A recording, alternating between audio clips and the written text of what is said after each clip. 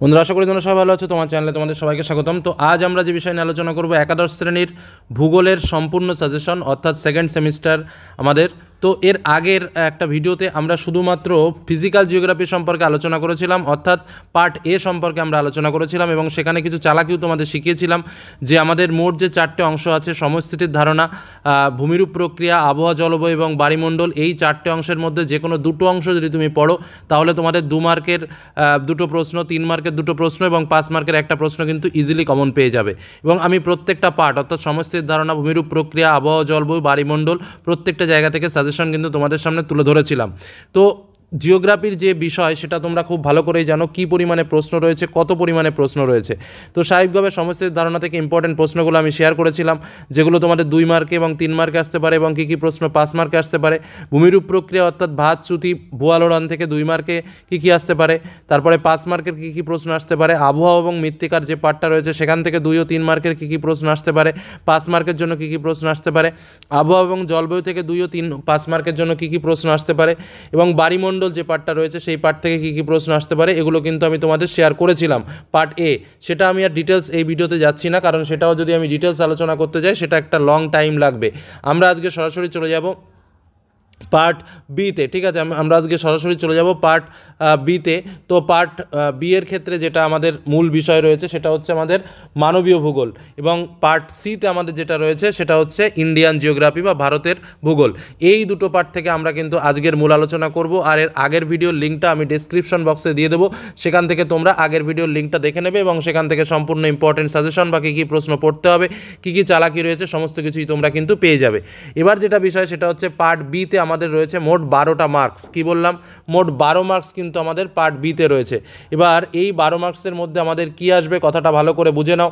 এই 12 মার্কসের মধ্যে আমাদের 3টে আসবে 2 মার্কের প্রশ্ন, আমাদের 3 মার্কের প্রশ্ন লিখতে হবে দুটো, 3 মার্কের প্রশ্ন লিখতে হবে দুটো, কোনো 5 মার্কের প্রশ্ন আসবে না। সেই হিসেবে একটা কথা মাথায় রাখবে যে ভূগোলের ক্ষেত্রে যেটা হয়, 2 মার্কের প্রশ্নগুলো 3 মার্কে আসতে পারে, আবার 3-এর প্রশ্নও কিন্তু তোমাদের 2 মার্কে আসতে পারে। তো চলো, প্রথম যে বিষয়টা তোমাদের অবশ্যই বলার, আমাদের এই হিউম্যান জিওগ্রাফি বা মানবীয় ভূগোলের ক্ষেত্রে আমাদের মোট 4টে অংশ আছে। তোমরা দেখবে এই 4টে অংশের মধ্যে কী কী রয়েছে: শিল্প অথবা দ্বিতীয় স্তরের অর্থনৈতিক কার্যাবলী, তৃতীয় স্তর বা পরিষেবামূলক অর্থনৈতিক কার্যাবলী, চতুর্থ স্তর বা নব্য আধুনিক অর্থনৈতিক কার্যাবলী এবং পঞ্চম স্তর বা অতি নব্য অর্থনৈতিক কার্যাবলী। এইবার তোমাদের যে চালাকিটা বোঝাবো সেটা আগে শুনে নাও, কারণ একদম খুব কড়া চালাকি কিন্তু আছে। আমি পরিষ্কার বলি, যারা দুর্বল, সারা বছর পড়াশোনা করনি, তারা এই শিল্পটা হচ্ছে সবথেকে বড় এবং এখান থেকে বেশি পড়তে হয়, ওই পার্টটাকে বাদ দাও। আর এই 3টে পার্টের মধ্যে যে কোনো দুটো পার্টের প্রশ্নকে খুব ভালো করে পড়ো। মোট এই 4টে পার্টের মধ্যে, কথাটা খুব ভালো করে বুঝবে, এই 4টে পার্টের মধ্যে কেউ যদি দুটো পার্টের প্রশ্ন ভালো করে পড়ে তাহলেই কিন্তু সে 2 মার্কের প্রশ্ন এবং 3 মার্কের প্রশ্ন কমন পেয়ে যাবে।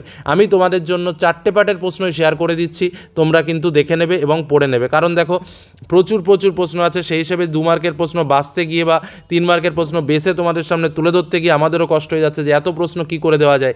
কিন্তু এতটা ইম্পর্টেন্ট এবং এতটা বিষয় আমাদের সেকেন্ড সেমিস্টারে ঢোকানো রয়েছে জিওগ্রাফিতে, যা আমরা মাস্টাররা পর্যন্ত ভয় পেয়ে যাচ্ছি যে এত বাচ্চাদের কী করে পড়াবো। কিন্তু যেহেতু স্কুলে শিক্ষকরা প্রশ্ন করবেন, সেহেতু কিন্তু এই প্রশ্নগুলো রেডি করে আমাদের যেতে হবে, কারণ বিভিন্ন স্কুল বিভিন্ন রকমভাবে তার মন মতো করে প্রশ্ন করবে, সেহেতু এই প্রশ্নগুলো অবশ্যই দেখে যাবে। তো প্রথম যে বিষয়টা বলবো, শিল্প অথবা দ্বিতীয় স্তরের অর্থনৈতিক কার্যাবলী থেকে 2 মার্কের জন্য যে প্রশ্নগুলো মোস্ট ইম্পর্টেন্ট, সংজ্ঞা হিসেবে বিশুদ্ধ কাঁচামাল, অবিশুদ্ধ কাঁচামাল, বিভিন্ন কালার ওয়ার্কার আমি এখানে লিখেছি, কারণ পিঙ্ক কালার আছে, রেড কালার আছে, হোয়াইট কালার আছে, যে কোনোটার সংজ্ঞা আসতে পারে। দ্রব্যসূচক কী, শিকড় আলগা শিল্প কী, ক্ষুদ্র ও বৃহদায়তন শিল্প বলতে কী বোঝো, খাদ্য প্রক্রিয়াকরণ শিল্প কী, অনুসারী শিল্প কী, ব্রেক অফ বাল্ক পয়েন্ট কী, ভগ্নচড়া কাকে বলে, উদীয়মান শিল্প কী, রুগ্ন শিল্প কী, ইঞ্জিনিয়ারিং শিল্প কী, পিলেজিক মাছ কী, ডেমার্সাল মাছ কী, অ্যানাড্রোমাস কী, ক্যাথাড্রোমাস কী, আধুনিক শিল্পদানব কাকে বলে, অনুসারী শিল্প কী, অটোমোবাইল শিল্প কী। এই প্রশ্নগুলো 2 মার্কের জন্য দেখে যাবে। আর 2 মার্কের প্রশ্ন লেখার সময় সবসময় সংজ্ঞা, বৈশিষ্ট্য, উদাহরণ এইগুলো কিন্তু দেওয়ার চেষ্টা করবে, না হলে 2-এ 2 কিন্তু পাবে না। 3 মার্কের প্রশ্নের জন্য যে প্রশ্নগুলো পড়বে, শিল্পের অবস্থানের উপর কাঁচামালের প্রভাব, জলবায়ুর প্রভাব, শিল্প স্থাপনে শ্রমিকের ভূমিকা, বাণিজ্যিক মৎস্য শিকার গড়ে ওঠার কারণ, এখানে বিভিন্ন অঞ্চল ভিত্তিক আসতে পারে, যেমন ধরো আটলান্টিক মহাসাগরীয় অঞ্চলে গড়ে ওঠার কারণ, তারপরে প্রশান্ত মহাসাগরীয় অঞ্চলে গড়ে ওঠার কারণ। তো প্রায়গুলো একই, শুধু একটু লোকেশনের পার্টগুলো একটু আলাদাভাবে লিখতে হয়।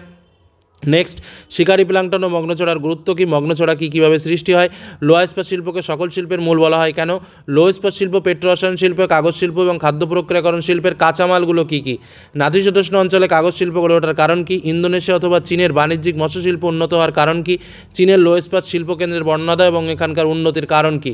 পরবর্তী যে প্রশ্নটা রয়েছে দেখো, তৃতীয় স্তরের বা পরিষেবামূলক অর্থনৈতিক কার্যাবলী, এখান থেকেও আমাদের 2 মার্কের এবং 3 মার্কের প্রশ্নগুলো আসবে। তো কী কী ইম্পর্টেন্ট প্রশ্ন রয়েছে সেগুলো একটু দেখে নাও। 2 মার্কের প্রশ্নের জন্য, পুনর্রপ্তানি বাণিজ্য কাকে বলে, আভ্যন্তরীণ বাণিজ্য কী, ওপেক কী, সার্ক কী, সাপটা কী, পূর্ব পশ্চিম করিডোর কী, শিপিং লাইন কী, শিপিং লেন কী, এয়ার ইন্ডিয়া কী, রজ্জুপথ কী, নলপথের সুবিধা এবং অসুবিধা, উন্নয়নের জীবনরেখা কাকে বলা হয়, গ্লোবাল ভিলেজ কী, টেলিমেডিসিন কী, অন্ধকার পর্যটন বলতে কী বোঝো, ইকো ট্যুরিজম কী, ডব্লিউটিও কী, আন্তর্জাতিক বাণিজ্য কী, সোনালী চতুর্ভুজ কী, ট্রান্স সাইবেরিয়ান রেলপথ সম্পর্কে টিকা, পর্যটনের অর্থনৈতিক গুরুত্ব কী।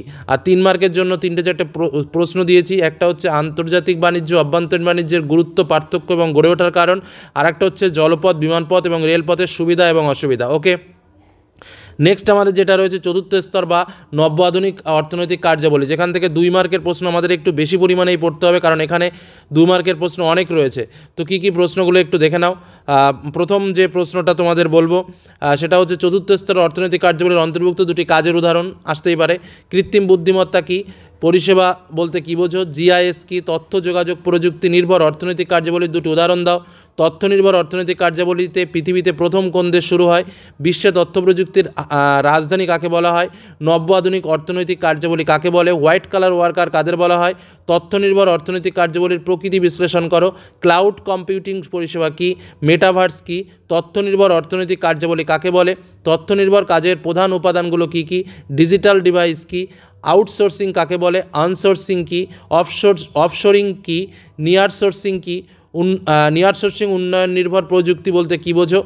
তারপরে গবেষণা ও উন্নয়ন ভিত্তিক কার্যাবলী কাকে বলে, গবেষণা ও উন্নয়ন প্রক্রিয়ার মডেলগুলো কী কী, গবেষণার প্রসার কোন ধরনের অর্থনৈতিক কার্যাবলীর অন্তর্গত এবং কেন, মৌলিক গবেষণা বলতে কী বোঝো, ফলিত গবেষণা কী, উন্নয়ন গবেষণা কাকে বলে।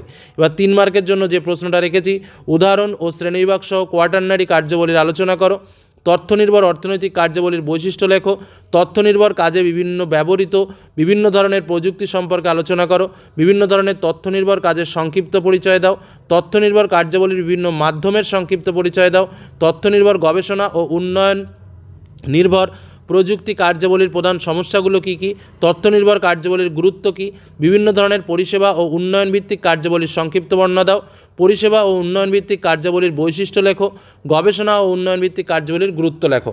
এবার আমরা আসবো পঞ্চম স্তরের বা অতি নব্য স্তরের অর্থনৈতিক কার্যাবলী থেকে 2 মার্কের প্রশ্ন।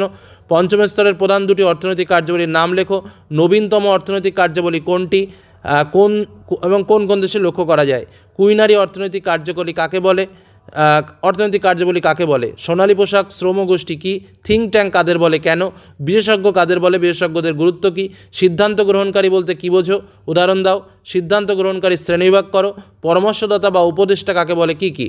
3 মার্কের জন্য যে প্রশ্নগুলো ইম্পর্টেন্ট, কুইনারি অর্থনৈতিক কার্যাবলীর গুরুত্ব শ্রেণীবিভাগ করো, কুইনারি ও কোয়াটারনারি অর্থনৈতিক কার্যাবলীর পার্থক্য লেখো, বিশেষজ্ঞদের বা পরামর্শদাতার বা সিদ্ধান্ত গ্রহণকারীদের ভূমিকা ও বৈশিষ্ট্য। আরেকটা প্রশ্ন যেটা হচ্ছে নীতি নির্ধারকদের বৈশিষ্ট্য, শ্রেণীবিভাগ এবং ভূমিকা।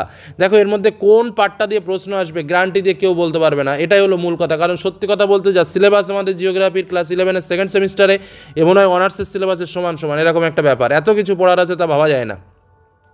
এবার আমরা আসবো ইউনিট 3। ইউনিট 3তে আমাদের দেখো মোট 8 মার্কের প্রশ্ন আমাদের লিখতে হবে, কারণ 2 মার্কের একটা প্রশ্ন লিখতে হবে আর 3 মার্কের 2টো প্রশ্ন লিখতে হবে। আমাদের মোট 3টে পার্ট আছে, একটা ভারতের জলবায়ু, একটা ভারতের অরণ্য, আর একটা হচ্ছে ভারতের প্রাকৃতিক দুর্যোগ ও বিপর্যয়। তো এখান থেকে যে প্রশ্নগুলো ইম্পর্টেন্ট আমি বলে দিচ্ছি। জলবায়ু থেকে সংজ্ঞা, আইটিসিজেড, ইএনএসও, ক্রান্তীয় ঘূর্ণবাত, পশ্চিমী ঝঞ্ঝা, এল নিনো, লা নিনো, জেট বায়ু, মৌসুমী বায়ু, লু আদি, পশ্চিমী ঝঞ্ঝা বললাম, আশ্বিনের ঝড়, আম্রবৃষ্টি, চেরি ব্লজম এবং মৌসুমী বিস্ফোরণ। আর 3 মার্কের জন্য যে প্রশ্নগুলো ইম্পর্টেন্ট, ভারতকে ক্রান্তীয় মৌসুমী বায়ুর দেশ বলে কেন, ভারতের জলবায়ুর 2টি নিয়ন্ত্রক কী, ভারতের জলবায়ু নিয়ন্ত্রক হিসেবে হিমালয় পর্বতের গুরুত্ব, ভারতের জলবায়ুতে মৌসুমী বায়ুর প্রভাব কী, ভারতে কোন অঞ্চলে 2বার বৃষ্টিপাত হয় এবং কেন, বিশ্ব উষ্ণায়নে ভারতের ওপর কী প্রভাব। এবার ভারতের অরণ্য থেকে 2 ও 3 মার্কের প্রশ্ন বলি।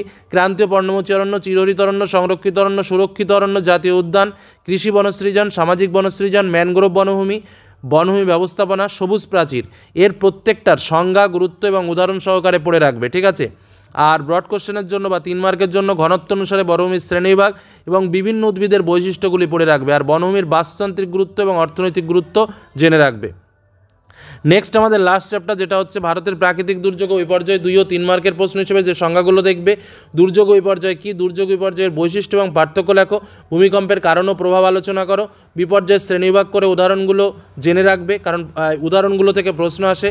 আর টিকা আকারে সুনামি, ঘূর্ণিঝড়, অগ্নুৎপাত, হিমানি সম্প্রপাত, মেঘভাঙা বৃষ্টি, বন্যা, ভূমিধস, খরা, মরুকরণ, দাবানল এর সংজ্ঞা, কারণ এবং প্রভাবটা জেনে রাখবে।